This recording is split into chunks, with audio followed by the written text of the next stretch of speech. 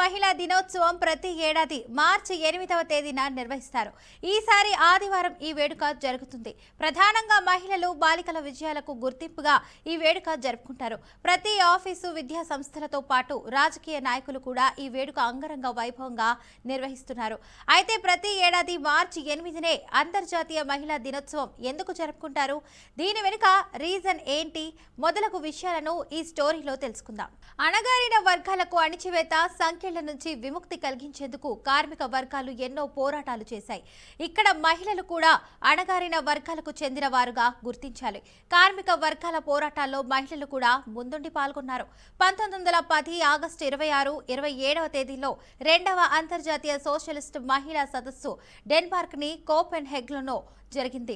అయితే ఈ సదస్సుకు క్లారా జెట్కెన్ అధ్యక్షత వహించగా 17 దేశాల నుంచి 100 మంది ప్రతినిధులు హాజరయ్యారు. ఇందులో మహిళలకు ఓటు హక్కు, మెటర్నిటీ ఇన్సూరెన్స్ తో పాటు అంతర్జాతీయ మహిళా దినోత్సవంపై చారిత్రాత్మక తీర్మానాన్ని ప్రవేశపెట్టి ఆమోదించారు.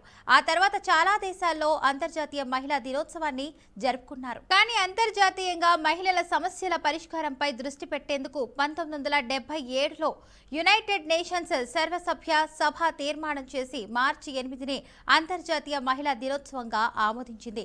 150 దేశాలు దీనికి మద్దతు ఇచ్చాయి. తమ దేశాల్లో మహిళల పట్ల వివక్ష తొలగిస్తామని, మహిళా దినోత్సవం తమ ఎజెండాలో ప్రధానాంశంగా ఉంటుందని ప్రకటించాయి.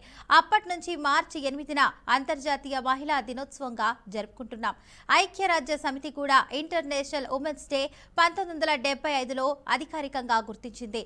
ఇక 1977 నుంచి మార్చి 8వ తేదీన అంతర్జాతీయ మహిళా దినోత్సవం అధికారికంగా నిర్వహిస్తున్నారు. అప్పటి నుంచి ప్రభుత్వ సంస్థలు, ఆఫీసుల్లో కూడా ఈ వేడుకలు నిర్వహిస్తున్నారు. మహిళలకు సమాన ప్రాధాన్యత, హక్కు, చదువు, అవకాశాలు కల్పించడం, వారిపై హింసకు శుభం కార్డు వేయడం ప్రాధాన్యత ఇచ్చారు.